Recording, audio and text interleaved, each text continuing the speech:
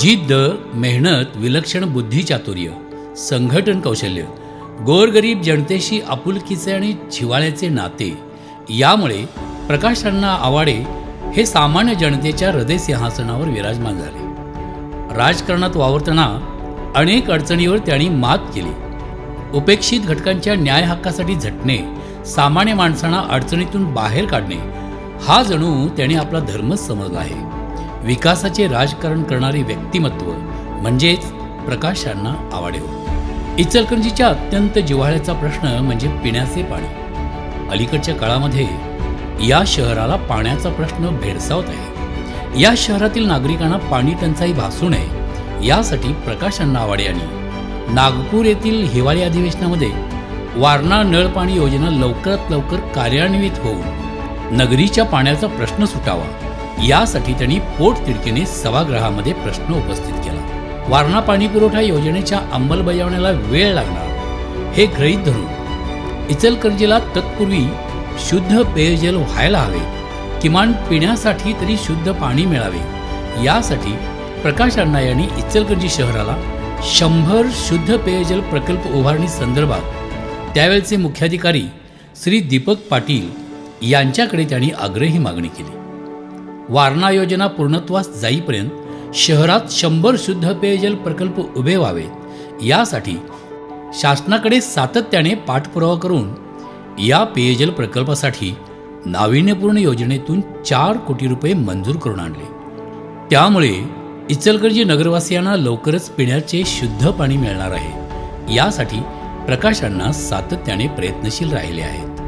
त्याचबरोबर पंचगंगा प्रदूषण मुक्तीसाठी आवश्यक त्या उपाययोजना करण्यासह प्रदूषणास जबाबदार घटकांवर कठोर कारवाई करावी अशी त्यांनी आग्रही मागणी त्यावेळेचे पर्यावरण मंत्री श्री आदित्य ठाकरे यांच्याकडे केली होती.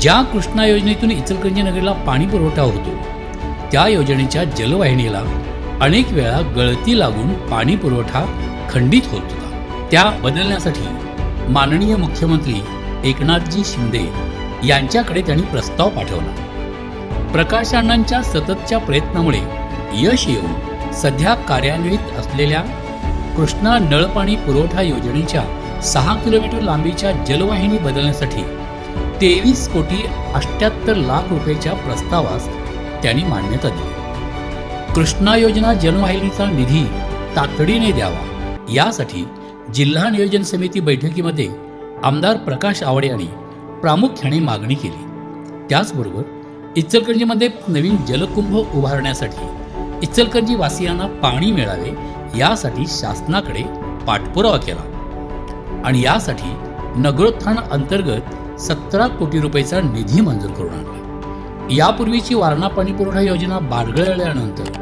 महाराष्ट्र राज्य शासनाने दूधगंगा नदी येथून सुळकुड पाणी पुरवठा योजना मंजूर केली. परंतु या योजनेला सुळकुड परिसर गावातून विरोध होत आहे हे पाहिल्यानंतर या प्रश्नी काही गैरसमज दूर करण्यासाठी नदी काठावरील गावातील प्रमुख नेते मंडळीसह विविध राजकीय पक्षांचे नेते यांची संयुक्त बैठक जवाहर सहकारी साखर कारखाना येथे आयोजित केली होती. त्यावेळी दूधगंगा नदीतून इचलकरंजीसाठी केवळ पिण्याचे पाणी उचलले जाईल, तुमच्या हक्काच्या पाण्याला कोणताही धक्का लागू देणार नाही याची पुरेपूर काळजी घेणार असल्याचे त्यांनी सर्वांना समजावून सांगितले. प्रकाश अण्णा यांनी महाराष्ट्र राज्याच्या मुख्यमंत्री व दोन्ही उपमुख्यमंत्री यांनी इचलकरंजीच्या या जिव्हाळ्याच्या पाणी प्रश्नात लक्ष घालून आम्हाला न्याय द्यावा असे सांगताच पिण्याचे पाणी मिळवून देऊ असे त्यांनी अभिवचन दिले आहे. इचलकरंजी येथील इंदिरा गांधी सामान्य रुग्णालय या हॉस्पिटलसाठी महाराष्ट्र शासनाकडून 18 कोटी 27 लाख रुपये व जिल्हा नियोजन समिती कोल्हापूरकडून 1.5 कोटी रुपये मंजूर करून आणले. मल्टी स्पेशालिटी रुग्णालय व्हावे, कोरोना काळामध्ये कोरोना रुग्णांच्यावर मोफत उपचार व्हावे यासाठी प्रकाश अण्णा यांनी प्रयत्न केले आणि हजारो कोरोना रुग्णांवर मोफत उपचार झाले. आरोग्यसेविका स्वतःच्या जीवाची पर्वा न करता घर टू घर सर्व माहिती संकलनाचे काम करीत होत्या. जवाहर शेतकरी सहकारी साखर कारखान्याच्या माध्यमातून अशा 41 आरोग्य सेविकांना आर्थिक सहाय्य देऊन त्यांना मोठा आधार दिला. अतिगंभीर कोरोना रुग्णांना हाय लिक्विड ऑक्सिजनची गरज असते. यासाठी पाठपुरावा केल्यानंतर IGM कोविड सेंटरमध्ये कोरोना रुग्णांसाठी 6,000 लिटर ऑक्सिजन, जम्बो सिलेंडरची टाकी, स्पेशल कोरोना वॉर्डमध्ये 75 bed, 120 general bed, direct oxygen point काढून ऑक्सिजनचा पुरवठा करण्याचे काम सुरू झाले. ऑक्सिजन प्रकल्प, लहान मुलांचे बेड हे सुरू करण्यासाठी, त्याचबरोबर IGM अद्ययावत करण्यासाठी आमदार फंडातून 70 लाख रुपये दिले. इचलकरंजी शहरातील वाढती रुग्णसंख्या व मृत्यूदर पाहता इचलकरंजीतील इंदिरा गांधी सामान्य रुग्णालय 300 बेडचे करण्यासह CT स्कॅन मशीन व आवश्यकता स्टाफ तातडीने भरून घेण्याबाबत केलेल्या पाठपुराव्याला यश आले. कोरोनाच्या विषाणूचा प्रसार रोखण्यासाठी गर्दीच्या ठिकाणी सॅनिटायझर चेंबरची उभारणी करून ट्रॅक्टरच्या माध्यमातून इचलकरंजी व इतर परिसरात औषध फवारणी केली आणि घरोघरी औषध वाटप केले. लॉकडाऊनच्या काळामध्ये दररोज गोरगरीब लोकांना जेवण वाटप करण्यात आले. गरजू नागरिकांना त्यांनी धान्य वाटप केलं. डेंग्यू व मलेरियाच्या साथीमध्ये त्यांनी रक्तदान शिबिरे घेऊन सामाजिक बांधिलकी जपण्याचा प्रयत्न केला. रुग्णांना आरोग्यसेवा चांगली मिळावी यासाठी विविध ठिकाणी उभारलेल्या कोविड सेंटरना स्वतः जाऊन भेटी देऊन तेथील अडीअडचणी समजावून घेऊन त्या शासनापर्यंत पोहोचवण्याचे काम केले. IGM हॉस्पिटल अद्ययावत करण्यासाठी तसेच आवश्यक उपकरणे, साहित्य व मशिनरी खरेदीसाठी 55 कोटी रुपयाचा निधी राज्य शासनाने मंजूर केला. याबाबत राज्याचे त्यावेळचे आरोग्यमंत्री राजेश टोपे यांच्याकडे त्यांनी मागणी केली होती. संबंधित अधिकाऱ्यांना राजेश टोपे यांनी आदेश दिला. प्रतिवर्षी 11 कोटी रुपये प्रमाणे 5 वर्षाचा निधी आता या IGM हॉस्पिटलला मिळणार आहे. इचलकरंजी येथील IGM रुग्णालयातील 42 कर्मचारी त्यांना शासकीय सेवामध्ये समाविष्ट करून घ्यावे यासाठी संघर्ष करीत होते. कर्मचाऱ्यांच्या या न्याय हक्कासाठी प्रकाश अण्णा यांनी सातत्याने वेळोवेळी केलेल्या पाठपुराव्यामुळे या 42 कर्मचाऱ्यांची नियुक्ती झाली. त्यामुळे या सर्व कर्मचाऱ्यांनी आमदार प्रकाश अण्णा आवाडे यांची त्यांच्या निवासस्थानी भेट घेऊन त्यांचे विशेष आभार मानले. IGM हॉस्पिटलमध्ये आता खूप सुधारणा झाल्या आहेत. आज इथे सर्वसामान्य माणसाला सर्व आरोग्य सुविधा उपलब्ध होत आहेत. महाराष्ट्रातील एक अद्ययावत हॉस्पिटल करण्याचा प्रयत्न प्रकाश अण्णा आवाडे यांनी चालवलेला आहे आणि त्याला पुढच्या काळात यश नक्की येईल आणि गोरगरीब रुग्णांना मोफत वैद्यकीय सेवा सुविधा मिळतील याबद्दल कोणतीही शंका नाही. इचलकरंजीचा श्वास म्हणजे वस्त्रोद्योग. या वस्त्रोद्योगावर आलेली मरगळ दूर करण्यासाठी प्रकाश अण्णा सातत्याने प्रयत्नशील राहिले. नवी दिल्ली येथे वस्त्रोद्योग सहसचिव जोगीरंजन पाणीग्रही यांच्या अध्यक्षतेखाली बैठक पार पडली. त्यामध्ये प्रमुख मागण्यांसह वस्त्रोद्योगाला प्रोत्साहन मिळण्यासाठी प्रकाश अण्णांनी विविध उपाय सुचवले. वस्त्रोद्योग मंत्री माननीय नामदार अस्लम शेख साहेब यांची यंत्रमाग व्यवसायासाठी व्याज अनुदान, 10% भांडवली अनुदान व वीज अनुदान या योजनेची तरतूद अर्थसंकल्पात समाविष्ट करण्यात यावी यासाठी प्रकाश अण्णा यांनी त्यांची भेट घेतली. यांनी महाराष्ट्र राज्याचे उपमुख्यमंत्री माननीय श्री अजितदादा पवार यांची प्रत्यक्ष भेट घेऊन त्यांना यंत्रमाग व्यवसायाच्या अडीअडचणीसंदर्भात सविस्तर माहिती देऊन यात प्रामुख्याने लक्ष घालण्यास सांगितले. 27 HP वरील यंत्रमागांसाठी जाहीर केलेल्या 75 पैशाची सवलत आणि 27 HP खालील यंत्रमागासाठी वीज दरात 1 रुपयाची अतिरिक्त सवलत आणि कर्जावरील व्याजात 5% सवलत हे प्रश्न कॅबिनेट समोर ठेवून त्यांना मंजुरी देण्यासह अंमलबजावणी करण्यात येईल अशी ग्वाही उपमुख्यमंत्री अजित पवार यांनी मुंबई येथे झालेल्या बैठकीत दिली. इचलकरंजी नगरी ही महाराष्ट्राची मँचेस्टर नगरी म्हणून ओळखली जाते. इथली नगरी ही पूर्णपणे पावरमागावर उत्पादित होणाऱ्या कापडावर अवलंबून आहे. त्यामुळेच या व्यवसायावर अवलंबून असलेला प्रत्येक घटक महत्त्वाचा आहे. यंत्रमाग धारकाबरोबरच यंत्रमाग कामगारही तितकाच महत्त्वाचा आहे. 12-12 तास काम करून राबून तो घाम गाळतो, कष्ट करतो, दिवस रात्र पाळ्या करून आपली गुजराण करतो.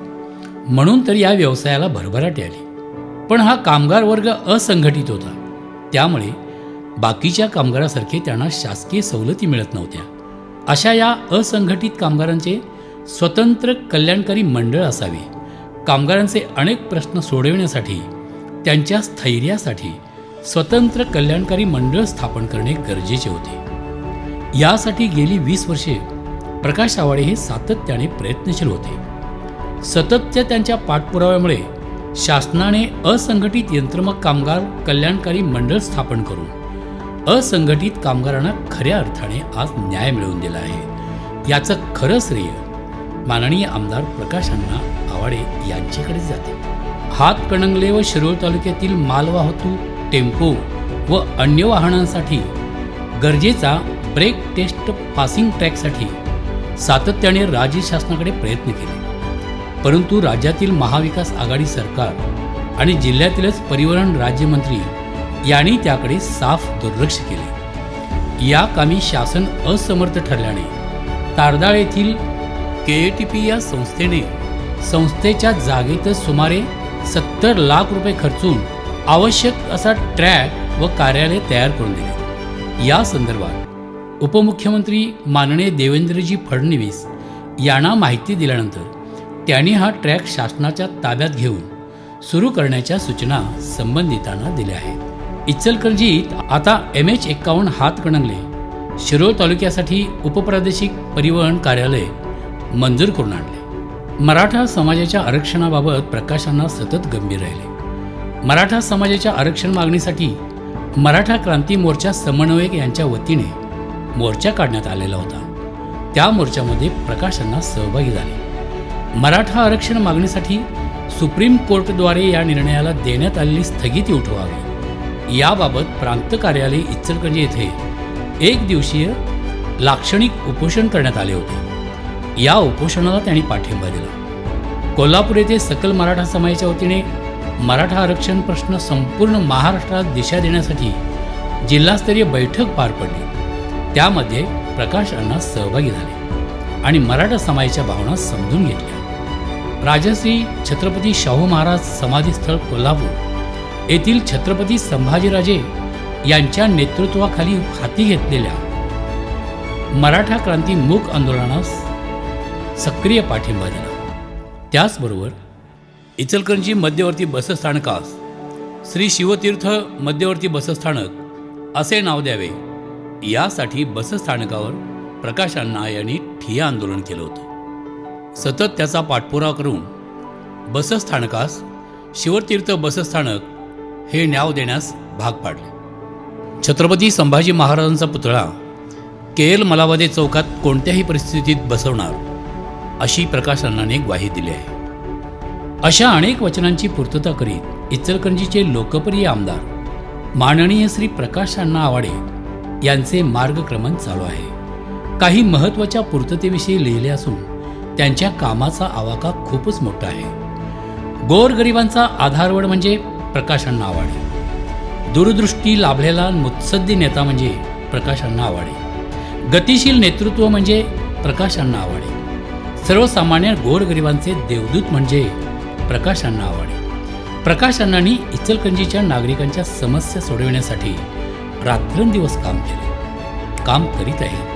प्रत्येक दिवस, प्रत्येक वेळ आणि प्रत्येक क्षण हा समाजकार्य करण्यासाठी आयुष्य वेचणाऱ्या प्रकाश अण्णांचा इचलकरंजीकरांना हेवानं वाटेल तरच नव्हे. निवडणुकीत दिलेल्या आश्वासनांची पूर्तता करणारा खरा नेता म्हणजेच प्रकाश अण्णा आवाडे. म्हणूनच म्हणावेसे वाटते, असा मोहरा झाला नाही पुढे न होणार, प्रकाश अण्णांचे नाव महाराष्ट्रात गरजत राहणार.